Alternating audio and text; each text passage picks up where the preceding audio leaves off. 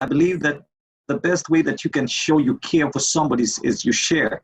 And I think one of the best things that you can actually do for somebody is to share how they can become better. See, that's why in this series, as slide 2, we really want to commit to personal development. One of the best things you can ever do for somebody, they say don't even buy them fish. Show them how to fish. Change somebody's life, commit, give them a book, show them how to do it. This is one of the best ways that you can do it. So this is going to be a journey that will help you in life. I know it changed my life. And we're starting this book, and we've been going on with this maturity cycle that we've been working with. You guys remember this cycle where we've been moving from dependence, to where, you don't know what you're doing. And then you move to the next level where you now create some independence. This is basically where you start, working your own private victory. And last Thursday, we learned about how to be proactive, how we just don't react, we stop blaming, and we understand that we have to, to really be people who make the right choices. And we're going to keep on going on with this private victory, this dependence. And if we go down, you remember how we started it with the paradigm cycle. With the paradigm cycle, if you move down there on slide 5, we started this thing by first knowing that we've got to set our mind straight. We have to change the glasses that we use to see things. We have to change some of these patterns that we've been looking at things. And we found out that if we change the way we see things, then automatically the behavior is going to follow. We'll start doing things that are flowing with what we are seeing, because now we got the right picture, and the results are going to automatically come.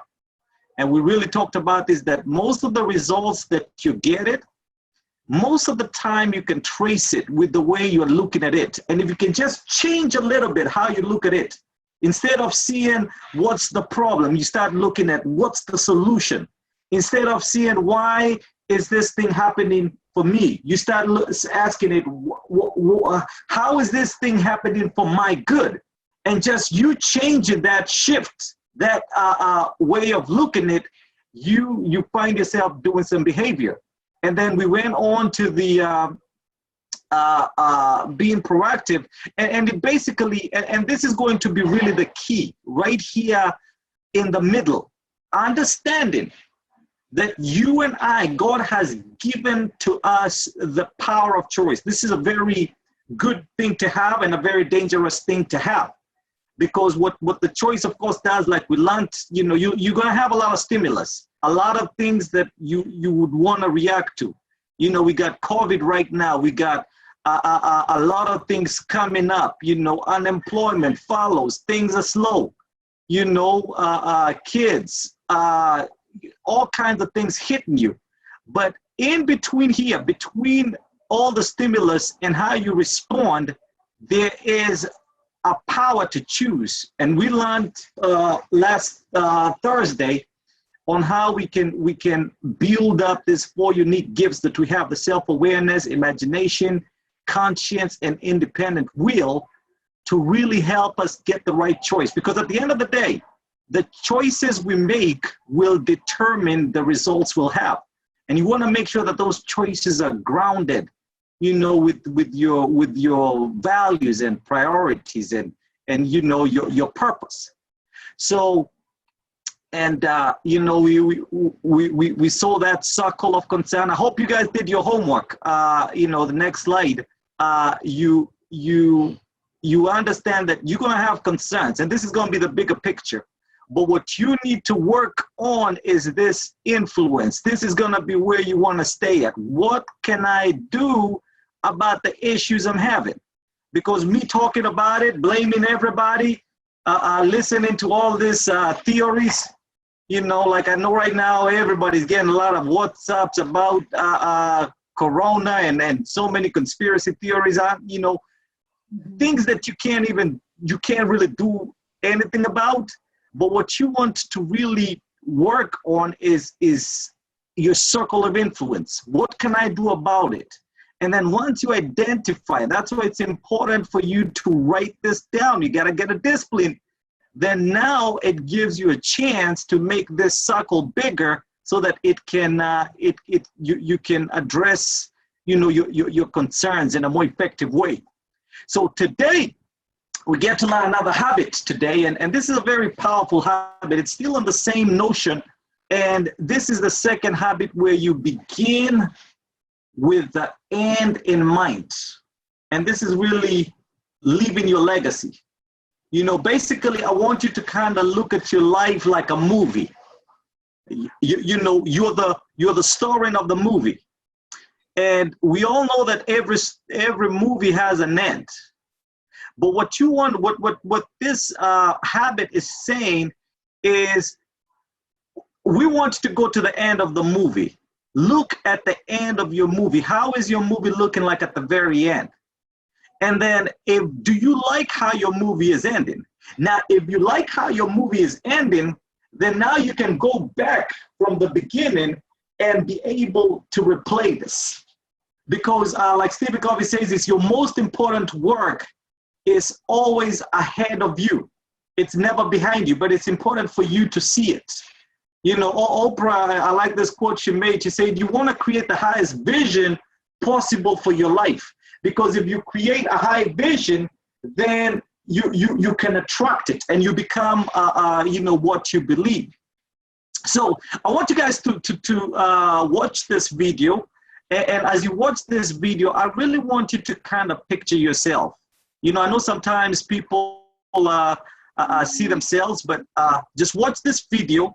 And as you watch it, picture yourself, you know, on your 80th birthday. You know, I wanted to scare you guys today and tell you what will people say when you're dead.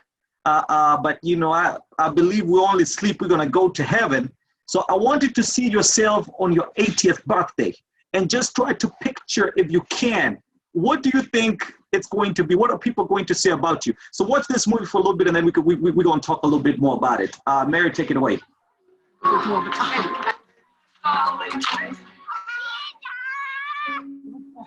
Can everybody see it? You can all see it? Okay. Yes. Okay. In your mind's eye, picture your 80th birthday. Picture the faces of your friends and family as they come to wish you well.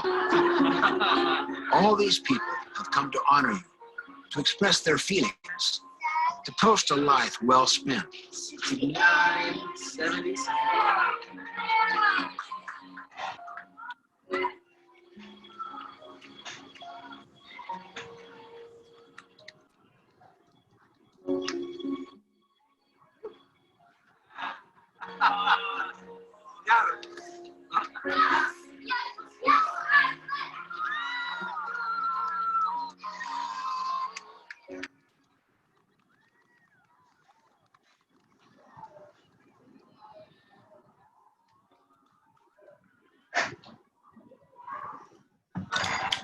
Imagine you are the person being honored, the subject of the speeches.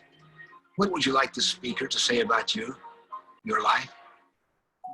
What would you like them to say about your character and contributions?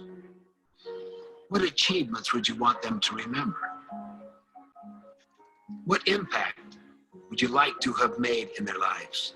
Thank you so much for always being there for me and supporting me no matter what I did.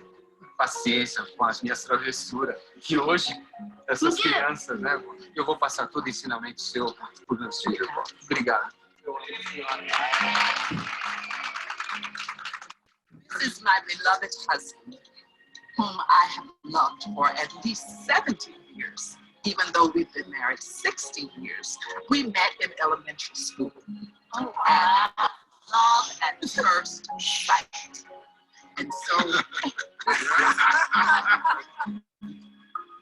思い起こすとね、やっぱり親父の後ろ姿いつも心の中にあって、それに励まされて今があるな、そういうふうに思います。ありがとう。お誕生日おめでとう。みんなから。これ。Start living today with that picture of your own 80th birthday party clearly in mind. In that picture, you will find your definition of true success. I have found that it is extremely helpful to write down what you truly desire inside a personal mission statement. In that written mission statement, you clarify for yourself what ends you serve, what you want to be, your character, what you want to do with your life, your contributions and achievements. Your mission statement is like a personal constitution. It's the basis for making major life-directing decisions, as well as smaller daily choices in the midst of all of the ups and downs of life. Mission statements come in all forms and shapes. It doesn't matter what form it's in, as long as it uniquely expresses you. Some come in the form of a poem or a collage of pictures. Some are long, others might be shorter. The mission statement is not something you write overnight. It may take several rewrites, but you don't let that stop you. Several years ago, I remember thinking deeply about my own mission statement, one that I had developed many, many years before. I was sitting alone on the beach at the end of a bicycle ride. I took out my mission statement and I really thought about it very, very deeply.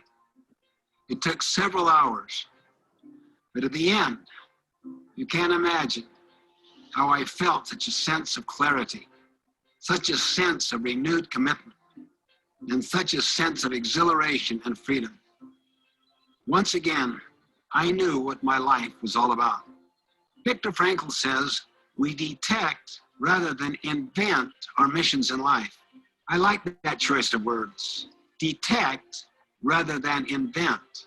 You see, defining our mission really requires thinking through our deepest desires, our dreams, our sense of responsibility, our most intimate and satisfying relationships. Our meaning comes from within, from down deep within ourselves. As the poet Mary Oliver asks, doesn't everything die at last and too soon? Tell me, what is it you plan to do with your one wild and precious life?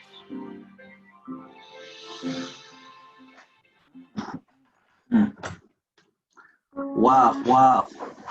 Man, every time I watch that video, I tell you, I don't know whether you guys just saw the joy that was just in this guys on their 80th birthday, and just you know, and that's really what you want to do, you know, and I want you to really just allow that joy to guide you. Let that joy be your GPS. You know, even with all these things that we're going to be talking about, Jesus said that I came so that your joy may be full, because you want to release that clarity, that excitement. See, like this thing that we're seeing over here, there is nothing worse than reaching the top of the ladder and discovering that you're on the wrong wall.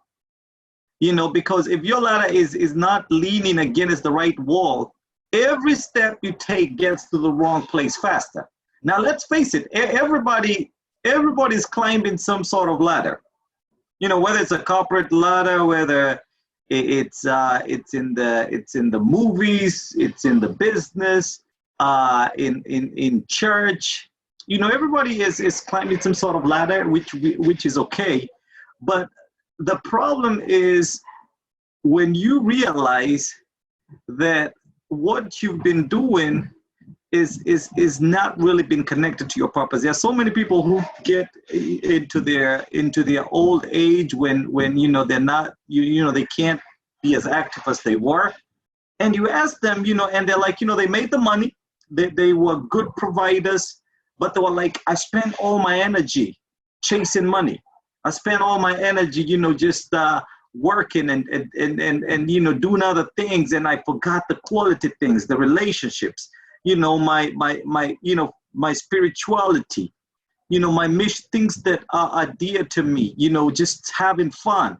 And these are the things where if you don't take time to really sit down and just picture how your end is going to be and really write it down, then there's a good chance that you might be just putting your time and energy on things that, you know, you really don't want, and you don't want to get to the wrong destination.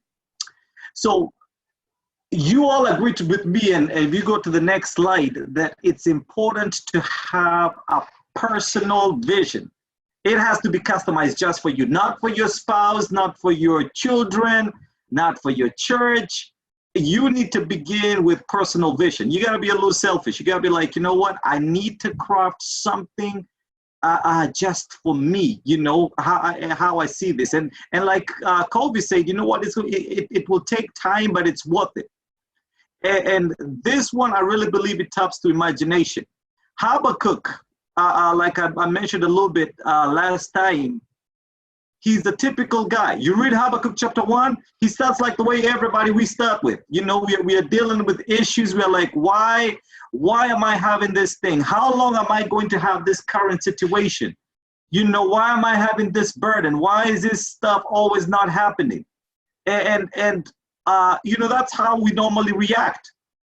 But in chapter 2, God appears to Habakkuk and says, you know, this is how you're going to solve the issue. He says, you know what? Get the tablets, write down your vision, make it clear. And those steps haven't changed up to now. I honestly believe the first step, and God showed us even when he was creating the world, that you need to first create the picture in your mind. You really have to step into your imagination, go and see how that song, how that movie looks like, how that church looks like, how that ministry looks like, how your family is going to look like. You really need to picture it in your mind first.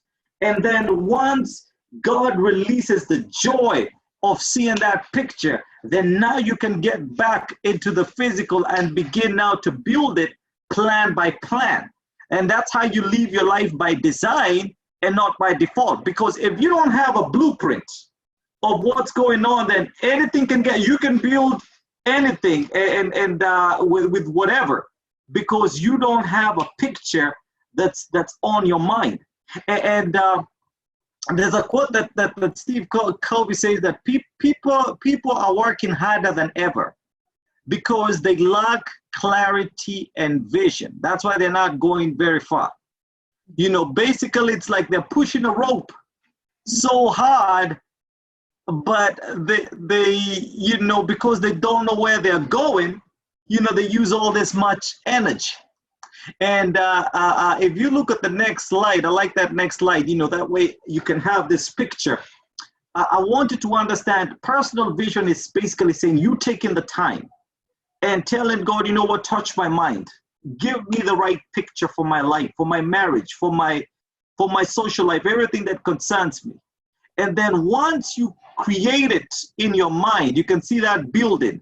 Then all of a sudden, once you've gotten that mental picture, that's almost like God saying, now you've got permission to enter into your second creation where it's going to manifest. Actually, it all began, Genesis chapter 1. The Bible says, in the beginning, God created the heavens and the earth. And then the second verse, because normally I used to leave it at there. I used to leave it at that. I'm like, in the beginning, God created heavens and the earth, and, you know, let there be light, and all these other things came up. But then I realized there was a small interject, because verse 2 says, the earth was formless and empty. Darkness was over the surface, and only the Spirit of God was hovering over the waters. Meaning, God first did not create the world, because he, you know, physically, he did not start saying, let there be light. he first created a picture in his infinite mind. I believe this is where the spirit of creativity comes from us. That's why we call him Jehovah Elohim, because he's a creator. He created the picture. He started seeing the light, the animals, the plants, the mountains, everything separated. Then when he saw it, then in verse 3, God said, let there be light, and there was light. And every day, whatever picture he saw, it became so. And I believe this is what God is calling us to do. He's calling us that before you enter in, because the situation that you're going to get into, it's going to look formless, it's going to look empty. Like right now, we're in a place where there's a lot of uncertainty. People don't know what's going on. And instead of feeding your mind with all these theories and conspiracies and news, God wants us to get into a place where we can now release the creativity that is in us and begin to see the picture. What are we supposed to do? And once you see it, then now you've got permission to enter into the next level of actually now creating it. And because without it, you can't really move on. And you know, like this little character I have here, he's already picturing himself on the finish line. You know, it's like a runner. I like, you know, Kipchoge, you know, this guy who did the 1:59. He actually told the whole world, I'm going to do 26 miles in 1 hour, 59 minutes. And he knew, you know, it had never been done, but he said, I'm going to get it done. And he saw himself on the finish line. And once he saw it, automatically he knew what he had to do. He knew, you know, I've got to wake up every day at 5 a.m. in the morning, do my practice. You know, I got to stick on my diet but I got a finish line. And sure enough, when the day came, 1 hour 59, the whole world got because really saw the finish ahead. So really this begin with the end in mind. It's really helping you to get your personal victory, because it's not helping you get the blueprint in your spirit first, in your mind, a blueprint for your life, a blueprint for your family, for your business, for your career, for your ministry. It needs to be in your spirit, and it's already in you, but you need to take time to just carve it out. And once you get this, you're going to realize you plan ahead. You set goals for yourself, because now you know where you're going. I told you the other day when I realized, you know what? I need to get this degree out of the way. You know, my mama told me, you know, son, I want you to wear that hat. I want you to get a bachelor's degree. And you know what? You know, that was hard, man. When I finally saw it, I had to kind of just look at it, and, you know, I started seeing myself working, getting a bachelor's degree. And after I pictured it, I was like, I knew what I had to do. I got my classes and everything. And God willing, by summer, I'll have it knocked out, because now I'm planning ahead and I'm setting these goals.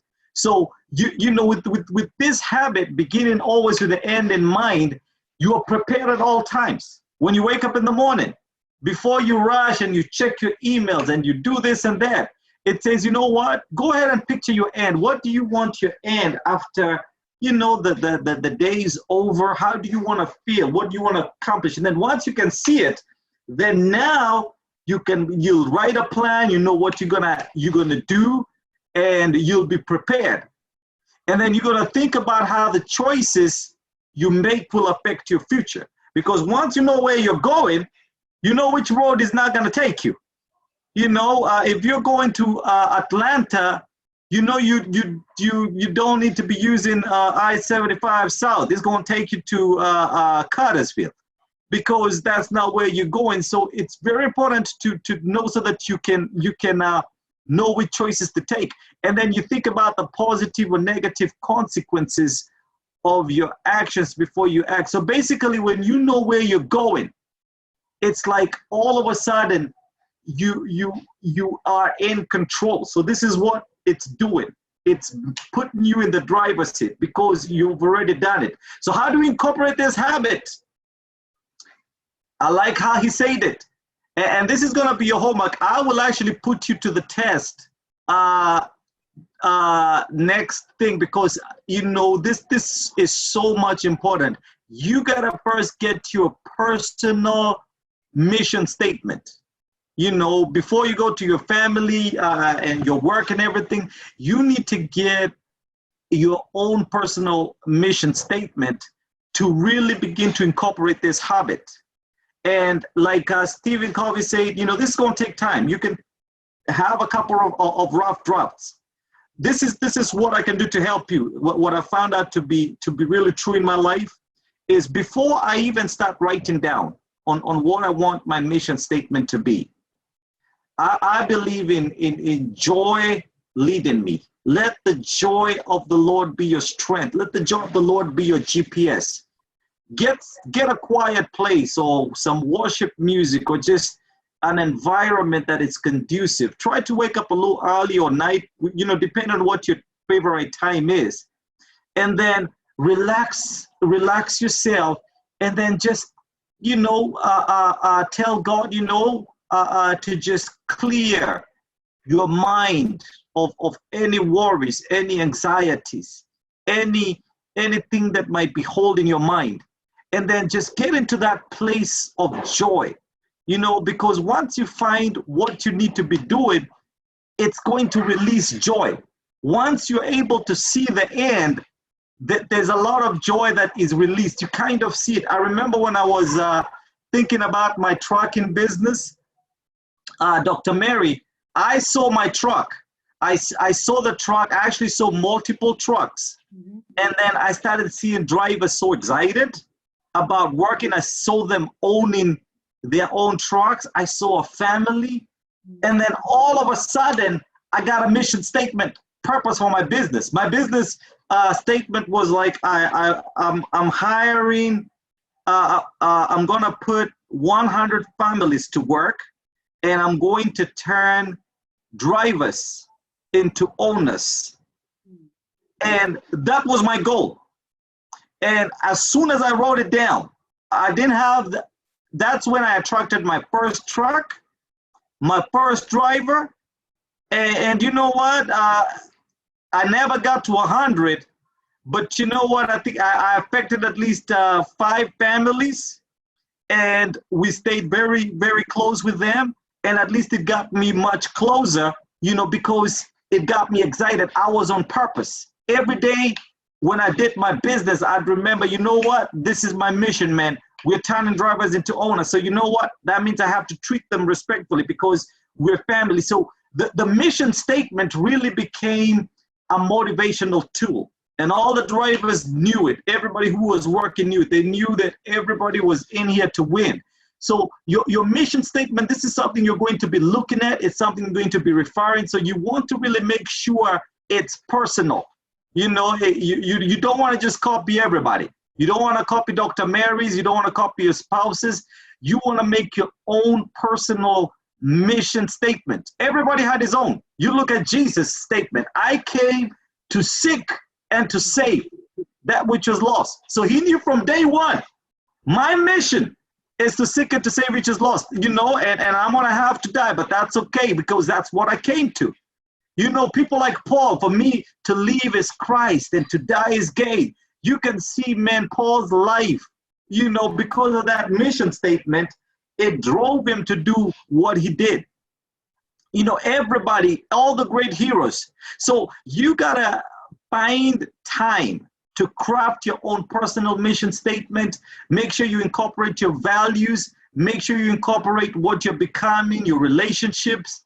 And what this is going to do, it's going to increase your focus. This is basically your plan for success. It reaffirms who you are. Every time you read it, you're like, wow, this is who I am. I inspire others like this person. I laugh at myself. I honor commitments. It puts your goals in focus and moves your ideas into the real world. What you're making here is almost like, the leader of your own life. You're saying, you know what? I'm not going to let people craft my destiny. I'm going to create my own destiny. I'm going to envision the future. Whatever God has put in my heart, I'm going to see it, and I'm going to walk into it. I feel like preaching already. But you know, I gotta give you homework right now, and then, you know, we can chat a little bit and really get to put this into application, because this is honestly, at the end of the day, if you don't apply this stuff, if you don't take a pen and a paper, if you don't take a journal and really jot these things down, you're just gonna be like the parable of the guy who the seeds came and the birds ate them away, because stuff is gonna happen. So this homework is really for you to really make sure that this principle has stuck in, because it's a habit, and habits, you got to keep on practicing the behavior until it becomes part of you. So this is some of the things you can do. So one of the things is awareness. You know, write down 7 key roles that you play. Like right now, you know, what do? You're a wife, you're a husband, you're an employee, you're a student, you're a singer, you know, just write some of the 7 key roles that you play, because it's important for you to understand what, you know, the things that God has gifted you to do.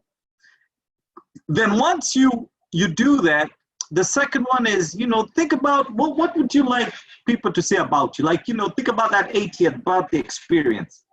You know, and just be like, you know, and here you want to think a little bit harder. You know, you just don't want to say people, you know, people go and say, oh, that's cute, that's nice.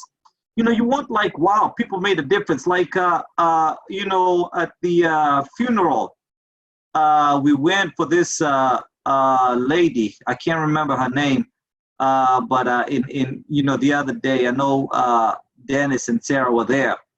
But I'm telling you, this lady, it was Corona season, but Sharon, yes, thank you, Sharon.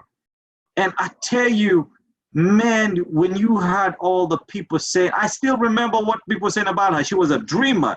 She was, she could turn us, you know, if she gave you food, it was more than food. It was like, man, she saw the best in you. And I'm telling you, the kids, the pastors, everybody who knew her, they were like, man, her smile, you know, they were not, I mean, and it just, you know, I know it was sad that, you know, we were not going to see her physically, but just to know of the impact she had made, I mean, that got you excited. It was like, you know what, this is how you want to leave a mark, where people really miss you, where people really cry because of the difference you made. And God is proud of you, and this is what it's all about. And finally, once you've really written down about what people say about you, take some time to build your personal mission statement. You know, the first one might not be perfect, the second one might not, you know, but when you craft, and you'll know it, because once you finally write it down, I mean, it's going to bring so much joy when you read it every day. You know, you'll see yourself, you'll be, you know, you'll be so clear, you'll be seeing the end, you'll be like, you know what, every day, I know, man, I'm going to leave this place better, because this is who I am. And I tell you, this is just going to amplify your life in such a powerful way. So I want you to do that, because these habits, you know, we're going to uncap them. We are working on our personal victory to, you know, next Thursday, we'll really be now getting into the nuts and bolts, how we can really now cement this personal victory, so that now we can get into the next level of interdependence, where we now know how we can work together as a team. But this is good stuff.